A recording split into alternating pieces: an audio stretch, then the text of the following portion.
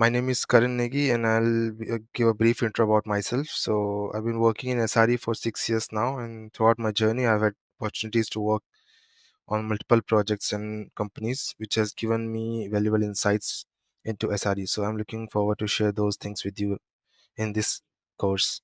So, a small intro about Visualpath. So, Visualpath is a software training institute established in 2007 in Hyderabad. So, basically, it has been a 16-year long journey, and then to providing top-notch trainings and placements.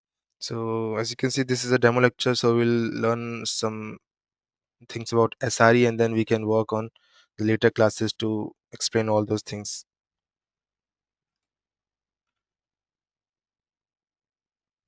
So basically, this will be our agenda for this demo lecture. So what will be defining the SRE, principles of SRE, roles of SRE, SRE versus DevOps comparison, and then before versus after case studies. So basically, what is SRE? So SRE, as we can see, is the engineering approach to IT operations that applies software engineering principles to enhance the reliability, scalability, and performance of the entire system. So basically, SRE focuses on reducing manual work through automation, defining objectives, and then ensuring that the software or the application runs smoothly in the production while improving the system's reliability, scalability, and performance. So basically, we'll focus on the reliability of the system, scalability of the system, and the performance of the system. So these three aspects are very important for us in order to make a system run smoothly in production. So basically, we have to improve the system's reliability, scalability, and performance. So what are the core principles? So the core principles, like, we have to be basically reliability should be our number one priority, so that we should ensure that the system meets uptime and then performance goals. And then we should have some SLIs, SLOs, and SLAs that should define what are the measurable reliability metrics that we should focus on. And then we should have some error budgets allowing a controlled failure rate, so that we can work on other things as well, to basically to balance between innovation and stability. And then reducing manual tasks by automating things using Python, Bash scripts, multiple automating tools like Ansible, Terraform. And then also, managing incidents. So as an SRE, we have to manage incidents also, learning from our past failures, and then we can work reducing the same failure times in the future. And then the foremost important thing for this is observability and monitoring. So using tools like Prometheus, Grafana, Datadog, we can gain insights into the system health, and we can predict whatever happens in the future by looking at those metrics. So that will be one of the most important thing as an SRE. So a little history about SRE. So SRE was introduced in Google in 2003 or 2004, early 2000. So basically, a Google engineer coined the term SRE when he was tasked with making Google's production system more reliable. Because as an SRE, our task is to enhance the system's reliability, make it more reliable, scalable, and then basically improve the performance of the system. So he built a team of software engineers that were responsible for keeping the Google services like Gmail, YouTube more reliable, more available, and more scalable. So basically, the key innovation was applying software engineering practices to operations that leads to automation, reliability metrics, and error budgets. And from there on, SRE has become a standard practice across enterprises, not just tech giants. So tools like Kubernetes, Prometheus, Terraform, and then some AI-based observability tools have been made that have basically are easier to implement, and then that may have made our work very easier. So today, SRE is a core practice in DevOps, and then helping organizations ensure reliable, scalable, and automated cloud operations. So basically, SRE is built on several core principles that have that helps us to ensure the scalability of the system, reliability of the system, and the efficiency of the production system. So some of the key components include service level objectives, SLAs, SLIs, and SLOs. Uh, And then we incident management, so and blameless postmortem.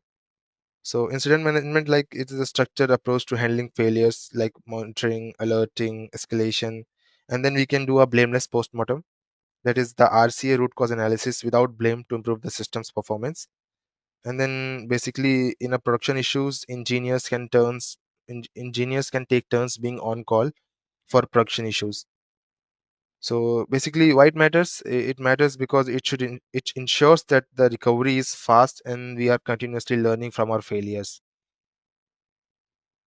The next thing would be monitoring and observability.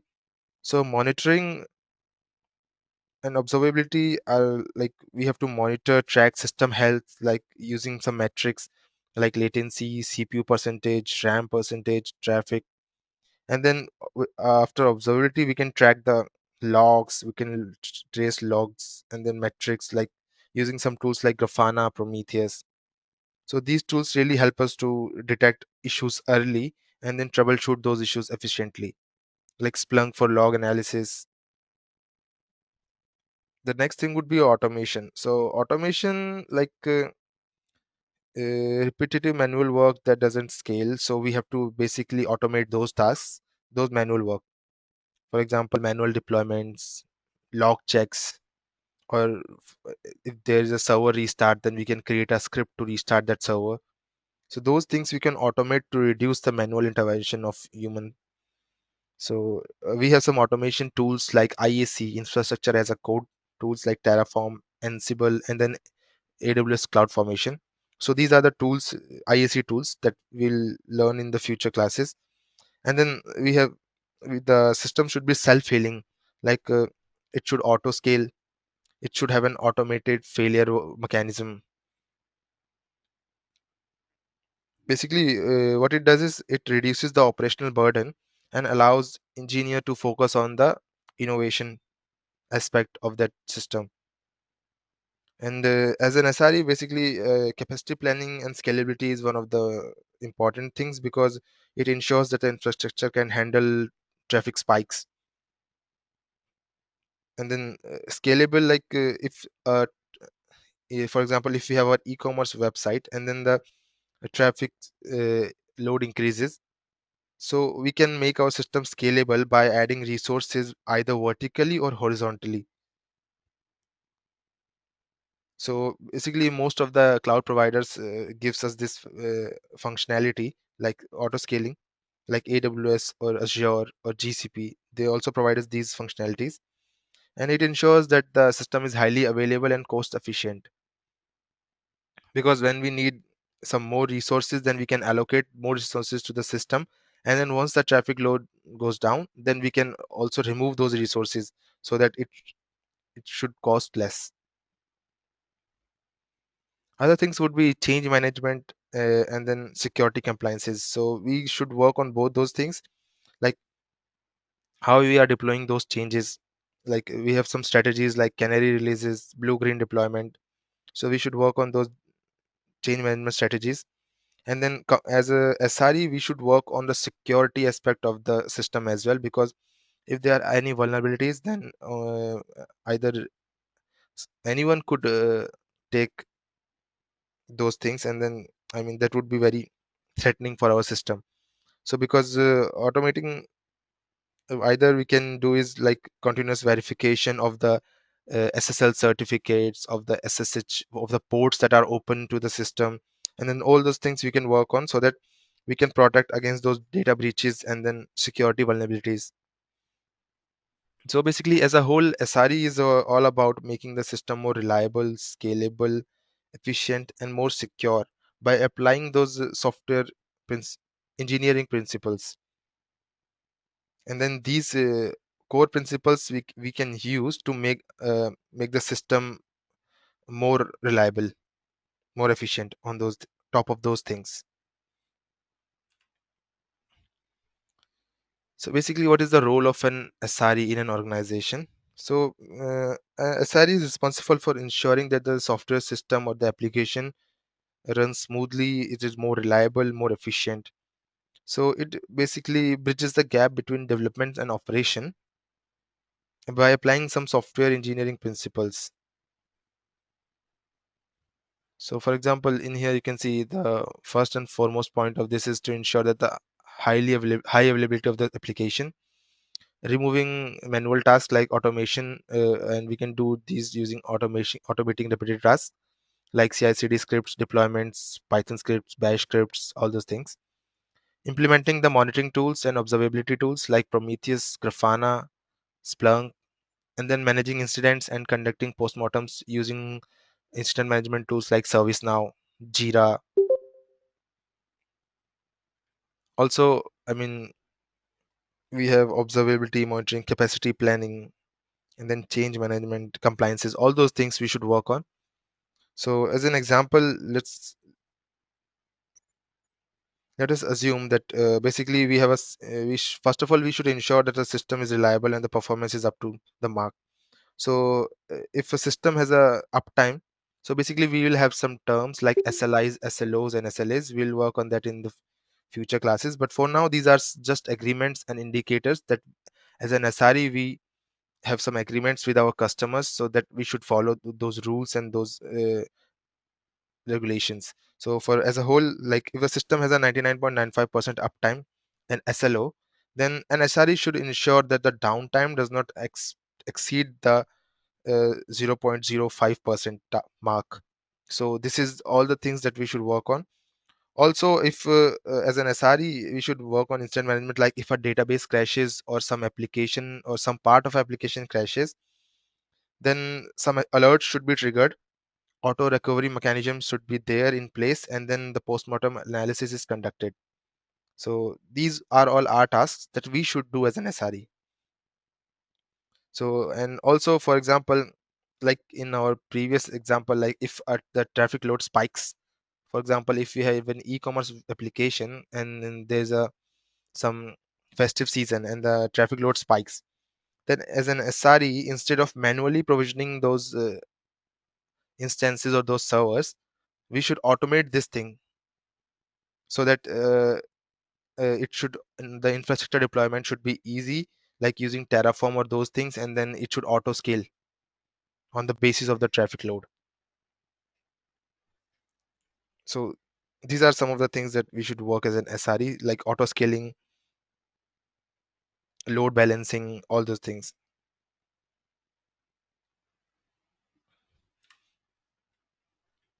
So basically, this is a comparative study between SRE and DevOps. So what is the SRE mindset and what is the DevOps mindset? SRE and DevOps both are part of the same thing, but in SRE we mainly focuses on the monitoring and observability aspect of the system, while in DevOps we focus on the pipeline and the collaboration aspect of the system. So like in SRE, we focuses on reliability and stability, while in DevOps we focuses on development on operation collaboration. Like the approach here is engineering and automation so that we can remove manual tasks. And then in DevOps, the approach is process and culture. So these are some basic difference that we'll work on in later classes.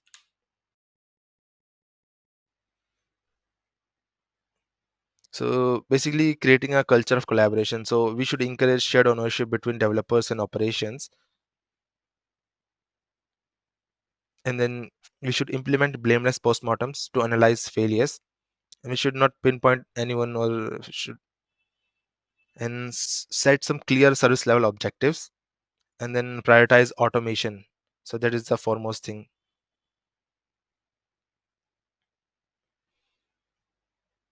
So SRE is not just about automation and reliability aspect. It is also about creating a culture of collaboration between the development team, the operations teams, and the business teams. So basically, as a strong SRE culture ensures that the team should work together and to make the system more reliable, scalable, efficient, without sacrificing the aspect of innovation. So basically, how we can promote this type of culture? So first of all, we should share the responsibility for reliability. So basically, now as an SRE, we remove those things, and then developer is also equally responsible for the system reliability as we are as an SRE. For example, if we have been allocated an error budget, and then if it is exceeded due to some failed deployments, then the SREs and developers should work together to fix it before shipping new features, because our error budget has exceeded and now we can't do more deployments or more release because of this. Also, creating a culture of collaboration includes like blameless postmortems. So instead of pointing fingers when something goes wrong or when an outage happens, we as an SRE should promote a blameless culture. So postmortem should focus on learning rather than punishment. So we should learn from our previous mistakes, and then we should work on those things in future. And then we should document those issues, automate those fixes, and then prevent those recurrence of those outages or those failures. So, for example, at a Google, every major outage triggers a blameless postmortem where SREs, developers, and product team work together to improve the system. So, and also as a reliability as a business priority. So, SRE team ensures that the business team understand the impact of system reliability. Team should work together to define those service level objective mentioned here that aligns with the customer expectation. And then also SRE acts as a bridge between engineering and business goal. So, for example, at some big tech giant company like Netflix or Google, SRE ensures that the streaming quality meets customer expectation, balancing the cost and the performance of the best experience for the best experience. So, a strong SRE culture improves team collaboration, reduces operational pain, and then ensures a long-term system reliability. So, for example, here's a before versus after SRE scenario. So, before SRE, the manual response we would manually respond to the incidents. There was no centralized monitoring leading to delayed alerts, and then there were frequent outages with no root cause analysis. But after SRE, we have automated alerting system, like we can use Prometheus to create alerts, and then incident response using tools like ServiceNow, like centralized observability with Prometheus and Grafana. Prometheus is a monitoring tool, and Grafana is a dashboarding tool that works on Prometheus and other tools. So, and also we should conduct blameless postmortem and then continuous improvement. So we should learn from our mistakes and then document those mistakes so that it should be really helpful in future times. So for example, like if we have an e-commerce website, so previously before SRE, we had a high traffic e-commerce website that crashes during a festive season or a flash sale. So the operation teams, if the website crashes, the operation teams manually restart those servers and then doesn't investigate the root cause because there was no root cause analysis, as you can see. So this issue might happen again in future or in the next sale because there was no blameless postmortem and then no automation to restart those crashed servers. But after the SRE scenario, what happened? The same e-commerce website now has auto scaling in place. What is auto scaling? So if the traffic spikes or the load increases, so the automation increases the server's capacity before a crash occurs. Because now we know that if we have a threshold and the load goes above this threshold, we'll allocate a new resource to that application. Also, now after the SRE scenario, we have some AI driven alerting systems ensuring that engineers only get notified in a real issue. And then a postmortem is occurred because now we have blameless postmortems. And then the team writes those automations to restart those servers and then to prevent it from happening again. So that is a before versus after case scenario.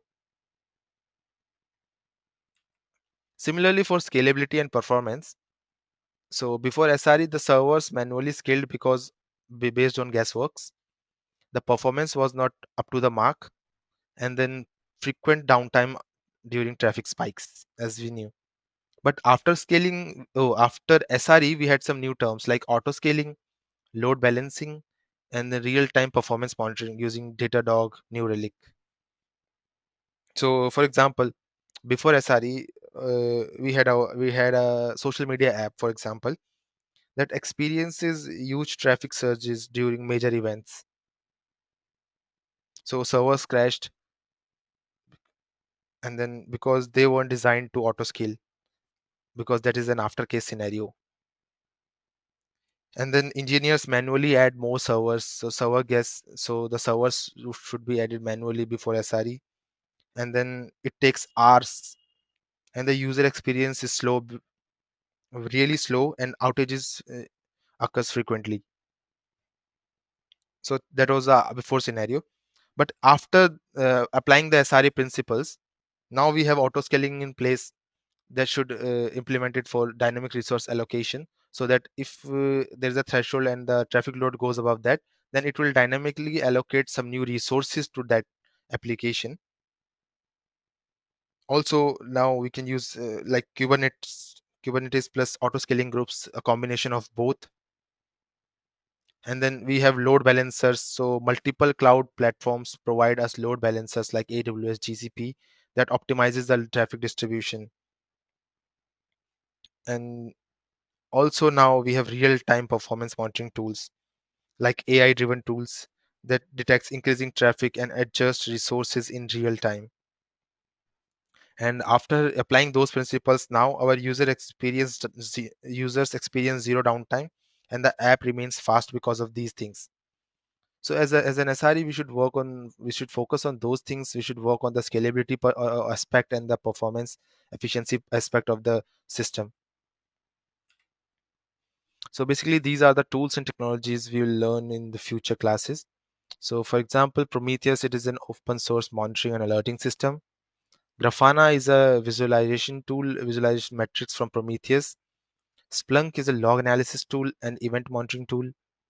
And Terraform is a IAC tool that automates cloud infrastructure deployment. Ansible is a configuration management tool. And as if we are from computer science backgrounds, then we should know about Kubernetes, Docker.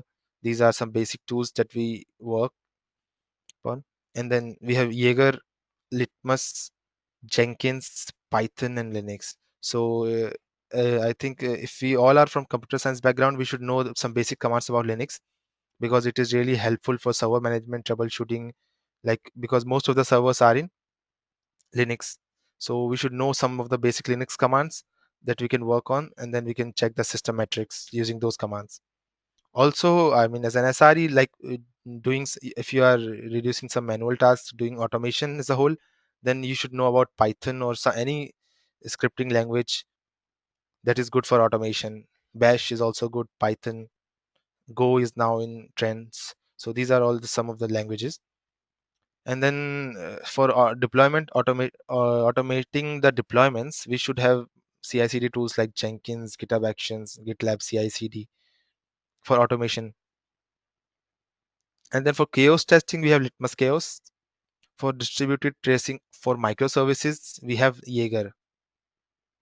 Because, for example, if you know, I mean, for a current production system, we have lots of microservices, like in hundreds. So we can't trace a microservice to its roots. So using these tools, it will help us to trace the microservice path and basically help us to check the logs and then troubleshoot the application. And then Docker is a containerization tool which creates and run containers for microservices. And then Kubernetes, it is managed containerization tool for basically orchestration tool for those Docker containers. So these are all the tools we'll work upon. And if you guys have something in mind, like I've missed anything, any tool or something, you can guys tell us so we can add those in the list as well.